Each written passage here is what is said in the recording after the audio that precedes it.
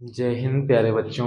मैं नितेश पाल आप सभी का अपने YouTube चैनल पर स्वागत करता हूं। तो साथियों, आज हम पढ़ेंगे डिफिनिट इंटीग्रेशन। अभी तक हमने इनडिफिनिट इंटीग्रेशन के टॉपिक को कवर किया था और इनडिफिनिट इंटीग्रेशन में अभी तक हमने जो भी कॉन्सेप्ट अप्लाई किए हैं वो सब यहाँ भी अप्लाई होंगे। बस केवल और केवल एक चीज़ पढ़ेगी, वो है लिमिट। लिमिट बस लगाना है, डिफिनिट बनाना है। ठीक, तो डिफिनिट इंटीग्रेशन मतलब निश्चित समाकलन, इनडिफिनिट इंटीग्रेशन मतलब अनिश्चित समाकलन।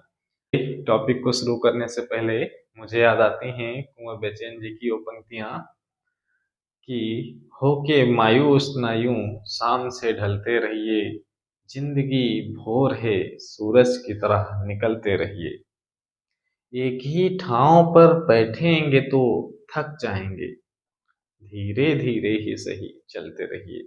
तो हम भी धीरे धीरे ही चलते रहेंगे। और अब देखेंगे, हमारा टॉपिक है डिफिनिट इंटीग्रेशन मतलब निश्चित समाकलन। तो इसमें क्या होता है, बस लिमिट लगी होती है और तो कुछ भी नहीं होता है। बस a टू b और f ऑफ x dx ये कोई फंक्शन है। ठीक, मान लेते हैं कि इसका integration capital f of x आ गया। आपने इसको इंटीग्रेट किया और जो इसका इंटीग्रेशन आया वो आया कैपिटल f ऑफ x। ठीक, बस आपको करना क्या है, इसमें लिमिट अप्लाई कर देना है। लिमिट अप्लाई करने का तरीका क्या है, लिमिट आप कैसे अप्लाई करेंगे? तो सबसे पहले आप अपर लिमिट अप्लाई करेंगे, मतलब f ऑफ b, फिर बीच में साइन आएगा नेगेटिव मतलब माइनस का, बीच में माइनस साइन ही रखना है। और उसके बाद आ जाएगा लोअर लिमिट। लोअर लिमिट क्या है, a है। बस यही कॉन्सेप्ट है हमारा। अभी इसकी हम ज्योमेट्रिकल मीनिंग भी देखेंगे और हम आपको जो भी इनडेफिनिट में पढ़े थे उसके अकॉर्डिंग कोई भी एक क्वेश्चन आपको बताते हैं, जिससे कि आपका लिमिट का कॉन्सेप्ट थोड़ा सा और क्लियर हो जाए कि लिमिट कैसे अप्लाई की गई है। जैसे आपने एक्स स्क्वायर का समाकलन सीखा था वैसे ही करना है। अब हम एक्स स्क्वायर का अगर इंटीग्रेशन करेंगे तब आ जाएगा एक्स क्यूब अपॉन 3। अच्छा, यहाँ सी भी नहीं जोड़ना है, कांस्टेंट नहीं जोड़ना है, ये भी ध्यान रहे, क्योंकि अगर हम कांस्टेंट ऐड कर देंगे तब तो कैंसिल ही हो जाना है, कैंसिल हो जाएगा जैसे ही लिमिट अप्लाई करेंगे, इसलिए कांस्टेंट का खेल खत्म हो गया। इनडिफिनिट में कांस्टेंट लिखना होता था, डिफिनिट में कांस्टेंट भी नहीं लिखना है। बात समझ आई? तो यहाँ पर अब आप लिमिट अप्लाई करिए। अच्छा, अपर लिमिट है 3 तो ये आ जाएगी 3 की पावर 3। अच्छा, एक बात और ध्यान रहे, जो कांस्टेंट टर्म है आप उसे बाहर निकाल सकते हैं, तो उसे आप बाहर कर लीजिए। 1/3 तो कांस्टेंट है और वेरिएबल है हमारा x की पावर 3, उसी में लिमिट अप्लाई करना है। तो ये आ जाएगा x की पावर 3 मतलब 3 की पावर 3, और फिर लोअर लिमिट अप्लाई करेंगे तो 2 की पावर 3। बस इसी को आपको सॉल्व कर लेना है, मतलब 1/3 और 3 की पावर 3 मतलब 27। 3 की पावर 3 मतलब 27 और 2 की पावर 3 मतलब 8। अब आप माइनस कर दीजिए, माइनस करेंगे तो ये आ जाएगा 19/3। तो कॉन्सेप्ट बहुत ही सिंपल है, कॉन्सेप्ट कुछ भी नया है ही नहीं, सब कुछ तो पुराना ही है। इनडिफिनिट में आपने जैसे पढ़ा है सब कुछ अप्लाई करना है, बस इनडिफिनिट की तरह इंटीग्रेशन करके लाना है और लास्ट में केवल और केवल लिमिट अप्लाई कर देना है। बात समझ आई? चलिए इसकी ज्योमेट्रिकल मीनिंग भी देख लेते हैं। अच्छा, कांस्टेंट मैंने कहा था ना, कांस्टेंट क्यों नहीं अप्लाई करना है तो वो भी आप देख लो। कांस्टेंट अगर आप लिखते, आपने जैसे किया था कि ये आ गया था हमारे पास x की पावर 3/3 और कांस्टेंट लिखते तो c आ जाता और ये आ जाता 2 की पावर 3। ठीक, अब आप जैसे ही लिमिट अप्लाई करोगे तो अच्छा 1/3 तो ऑलरेडी बाहर निकालोगे, रहन दो, निकालोगे कैसे, क्योंकि एलसीएम लेना पड़ेगा। एलसीएम लेने से तो अच्छा है कि हम निकालें ही ना। चलिए ऐसे ही रखते हैं, 1/3 मतलब ये 3 की पावर 3/3 और प्लस c। ठीक, अब हम लोअर लिमिट अप्लाई करेंगे, और लोअर लिमिट जैसे अप्लाई करेंगे तो ये 2⁻³ प्लस सी। ठीक, अब आप देख रहे होंगे सी और सी तो कैंसिल हो जाएगा, इसीलिए हमने कांस्टेंट नहीं लिखा था, क्योंकि सी और सी तो कैंसिल हो गए, तो फिर से ये वही बचेगा 3⁻³ मतलब ये आ जाएगा 27/3 माइनस 8/3, तो फिर से आ जाएगा 19/3। तो इसीलिए कांस्टेंट लिखना जरूरी। मीनिंग के बारे में, अब ज्योमेट्रिकल मीनिंग क्या कहती है? ज्योमेट्रिकल मीनिंग मतलब आप जो है कोई भी एक कर्व बनाइए। अच्छा, ये हमारे पास एक कर्व है, इस टाइप से है, ठीक, और हमें फाइंड करना है area under the curve. Area under the curve कहाँ से कहाँ तक? ए से बी तक। मतलब ये जो पार्ट आपको दिख रहा है ना, इस वाले पार्ट का हमें एरिया फाइंड करना है, ठीक, जो हमने सेलेक्ट कर दिया। इस पार्ट का आपको एरिया फाइंड करना है, ठीक। अब इस पार्ट का एरिया निकालने के लिए आप ऐसा करिए, इसमें एक रेक्टेंगल आप ड्रॉ कर लीजिए। एक रेक्टेंगल ड्रॉ करिए और उसकी विड्थ बहुत ही कम है, मतलब ये जो dx है वो बहुत ही पतला है। जो भी हमने रेक्टेंगल ड्रॉ किया है ना, तो जब भी आप एक रेक्टेंगल ड्रॉ करेंगे और ये जो पॉइंट है हमारा वो x कोऑर्डिनेट से, सॉरी ओरिजिन से x डिस्टेंस पर है, तो इस कंडीशन में जो ये वाला पॉइंट आएगा ना, वो क्या आएगा? फंक्शन की वैल्यू आ जाएगी फिर f(x). अब फंक्शन की वैल्यू f(x) मतलब इसकी जो हाइट आएगी वो तो f(x) आ गई। वो कितनी आ गई? f(x). और जो इसकी मोटाई है वो कितनी है? dx है। और जो इसकी हाइट है, लंबाई की अगर हम बात करें तो वो है f(x). अब आप जानते हैं जो रेक्टेंगल्स का एरिया निकालने का फार्मूला था वो था लेंथ इंटू ब्रेथ। तो यहाँ पर जो ब्रेथ है वो dx है, वो कितनी है? dx है। और जो इसकी लेंथ है वो है f(x), वही तो लिखा है, ठीक।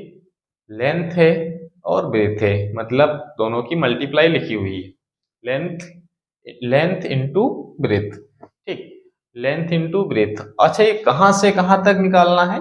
तो ए से बी तक निकालना है। जो ए पॉइंट है वो ओरिजिन से ए डिस्टेंस पर है, ठीक।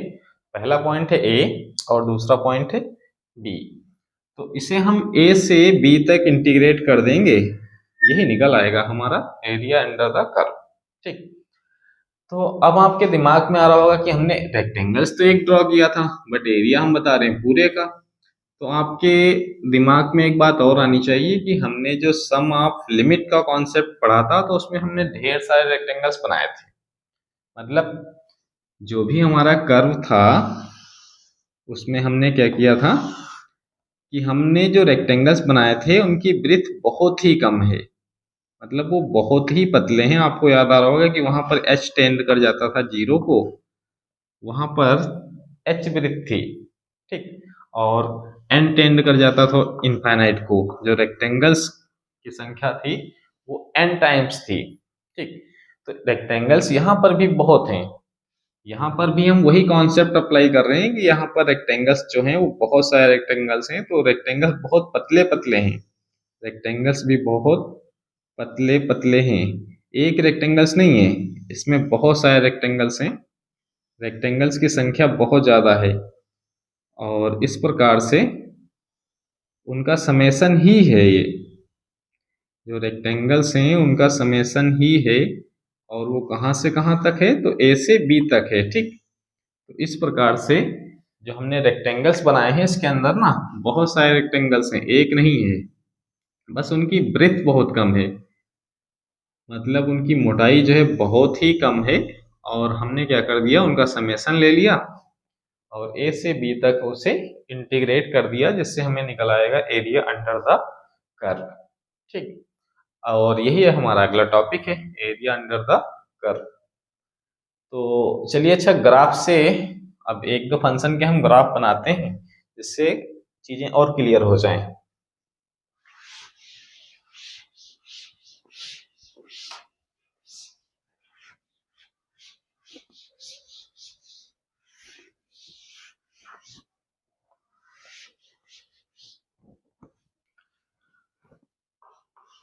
फंक्शन है हमारे पास एफ ऑफ एक्स, ठीक,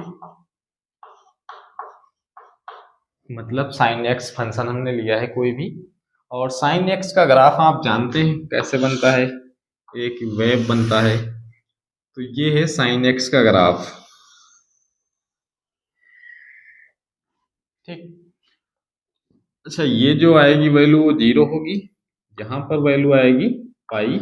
अच्छा, इस पॉइंट पर जहाँ पर साइंस की मैक्सिमम वैल्यू होती है वो होती है पाई/2, पाई/2 पर 1 आएगी ना, और ये आ जाएगा, फिर ये आएगा 2 पाई, और ये आ जाएगा 3 पाई/2, 3 पाई/2, ठीक। अब आपको अगर हम कहें कि नहीं साइन एक्स का इंटीग्रेशन करना है और 0 से पाई में करना है, 0 से पाई में आप बता दीजिए साइन एक्स का डिफिनिट इंटीग्रेशन क्या आएगा। तो आप ऐसा करें, फिर साइन एक्स का इंटीग्रेशन कर दीजिए सीधे सीधे। अच्छा, इंटीग्रेशन करेंगे तो साइन एक्स का होता है minus cos x, minus cos x, और उसके बाद लिमिट अप्लाई करनी है सीधे सीधे। अच्छा, माइनस को आप बाहर निकाल लीजिए, ये भी कॉन्सेप्ट है कि जो है माइनस को बाहर निकालिए, उसके बाद लिमिट अप्लाई करिए।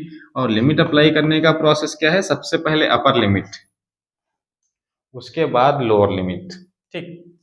तो ये आ जाएगा कॉस पाई, बीच में माइनस आता है ना, और उसके बाद कॉस 0, उसके बाद लोअर लिमिट अप्लाई करनी है।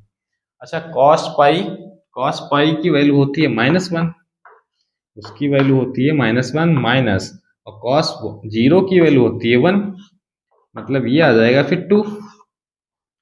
इसका मतलब आप समझ चुके हैं कि जो ये एरिया आएगा ना, ये वाला, अगर मैं इसे सेट कर दूं तो ये जो एक वेव जो बन रही है ना, इसका जो एरिया आएगा वो आएगा 2, उसका एरिया कितना आएगा, 2 आएगा ना। इसी प्रकार से एरिया इसका भी 2 ही आएगा।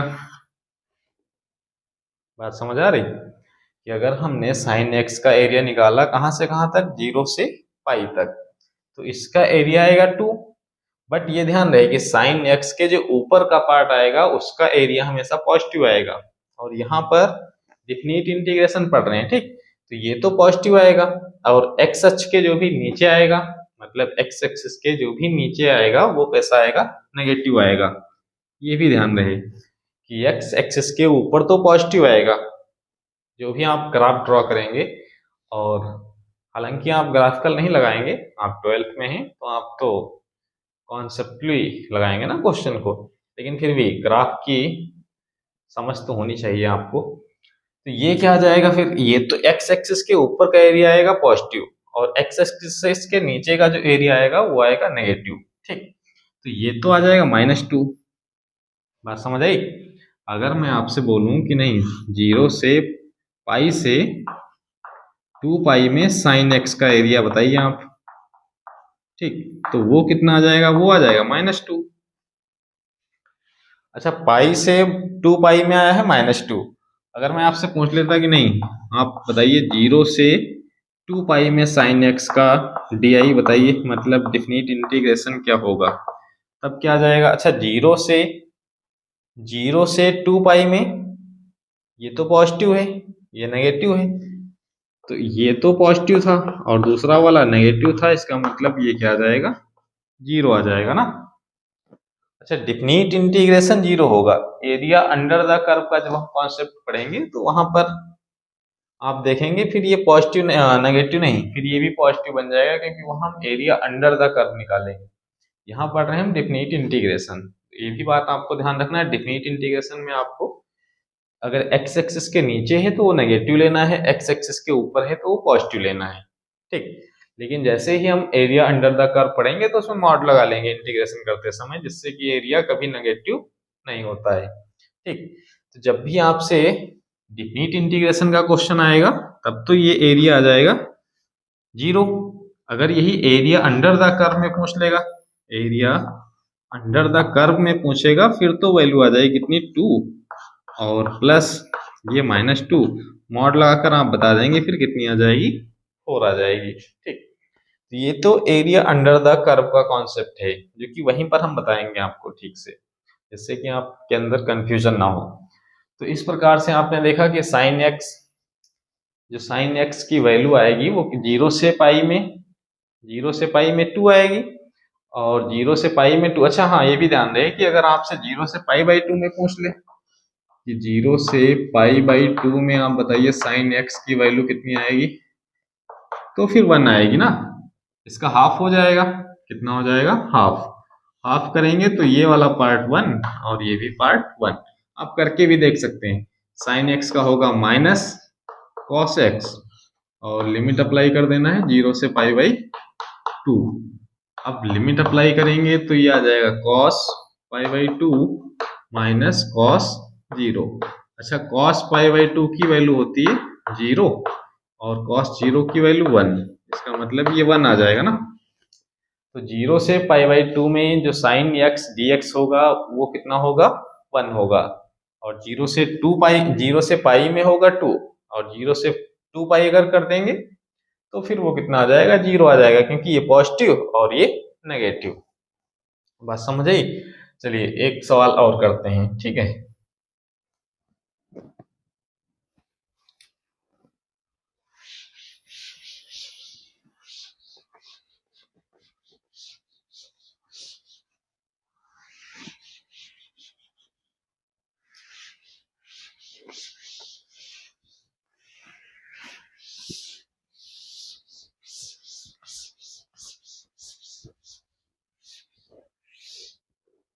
अच्छा ठीक, इसी प्रकार से अगर cos x की अगर हम बात करें कि ये कोई फंक्शन है हमारा cos x और dx है, ठीक, और 0 से पाई ही बात कर लेते हैं, ठीक।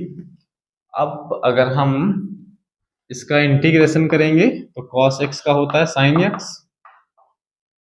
x और उसके बाद लिमिट अप्लाई करेंगे।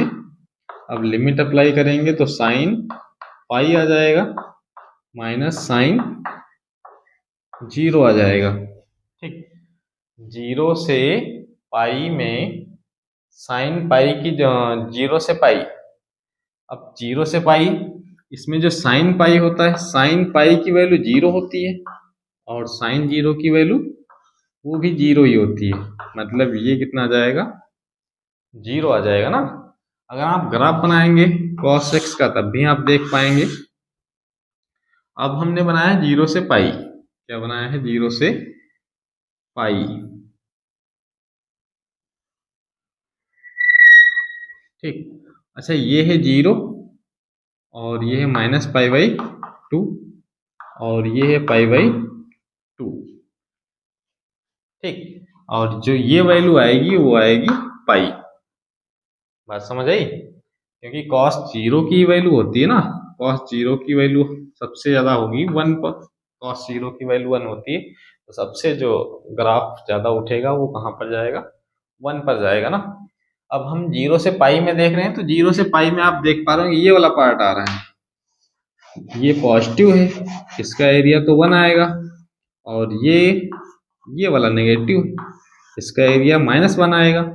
अच्छा ये पॉजिटिव ये नेगेटिव दोनों मिलकर 0 हो जाएगा ना, ये है पॉजिटिव ये है नेगेटिव, ठीक। इसे भी सेट कर देते हैं। तो यही एरिया हम फाइंड कर रहे थे, इसी का निकाल रहे थे डिफिनिट इंटीग्रेशन, ठीक। तो डिफिनिट इंटीग्रेशन में एक्स एक्सिस के ऊपर पॉजिटिव, एक्स एक्सिस के नीचे नेगेटिव। तो चलिए अब हम अपनी एक्सरसाइज प्ले करेंगे। अब आपको ग्राफिकल अंडरस्टैंडिंग भी हो गई है कि हाँ ग्राफ से कैसे डी की वैल्यू निकालते हैं। डी मतलब डिफिनिट इंटीग्रेशन। चलिए देखते हैं। अच्छा एक्सरसाइज है 7.9।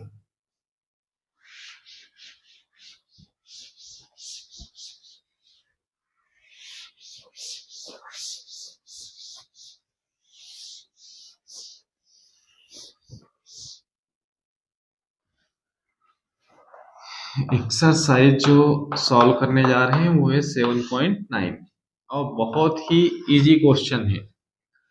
हमारी एक्सरसाइज के तो बहुत ही, क्योंकि ये बहुत ही बेसिक वाले हैं। फिर से वही बेसिक से स्टार्ट करेंगे ना। अब ये तो ये है -1 to 1 और x-1 x+1 है। ठीक, ये dx लिखा हुआ है। अब इसमें करना क्या है आपको, आप जैसे इंटीग्रेशन करते थे वैसे इंटीग्रेशन करिएगा। पहले x का करेंगे तो x का तो हो जाएगा x² 2 और उसके बाद 1 तो कांस्टेंट है, 1 कांस्टेंट है मतलब x आ जाएगा फिर तो। अब कैसे x आता है ये तो आप ठीक से जान चुके हैं। तो उसके बाद क्या करना है, आप लिमिट अप्लाई करिएगा। लिमिट अप्लाई करेंगे तो ये 1 अपर लिमिट पहले अप्लाई करना है। ठीक, पहले 1 पुट करेंगे इन प्लेस ऑफ x तो ये बनेगा 1² 2 + 1। उसके बाद साइन आता है नेगेटिव और उसके बाद पुट करेंगे लोअर लिमिट। लोअर लिमिट है -1 मतलब ये बन जाएगा -1² 2 माइनस, अच्छा ये प्लस है फिर आएगा -1। अब आप इसे सॉल्व करिएगा। अब सॉल्व करेंगे तो ये 1/2 + 1 माइनस, इधर सॉल्व करेंगे तो ये भी बचेगा 1/2 और ये माइनस माइनस प्लस, ये फिर से +1 बन जाएगा। तो ये प्लस माइनस कैंसिल हो गया मतलब 2 बचा। फिर देख रहे हो कितने इजी इजी क्वेश्चन है।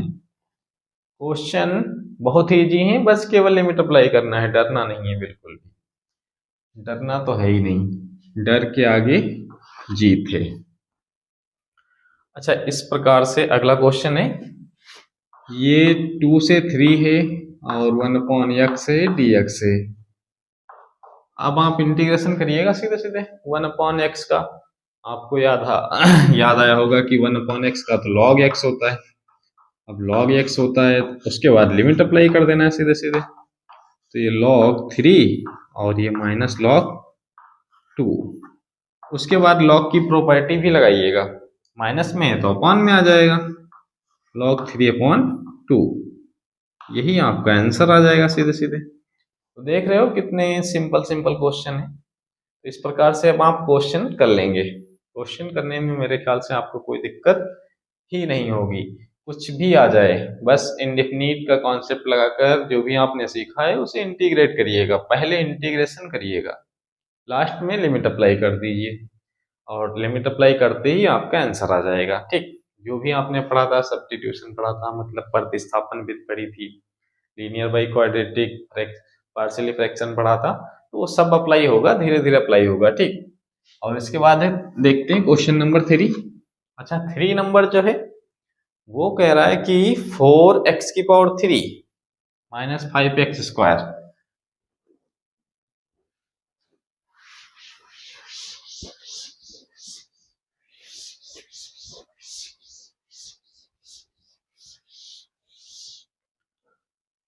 थ्री नंबर जो है क्वेश्चन वो है आपका 4x³ - 5x² और +6x,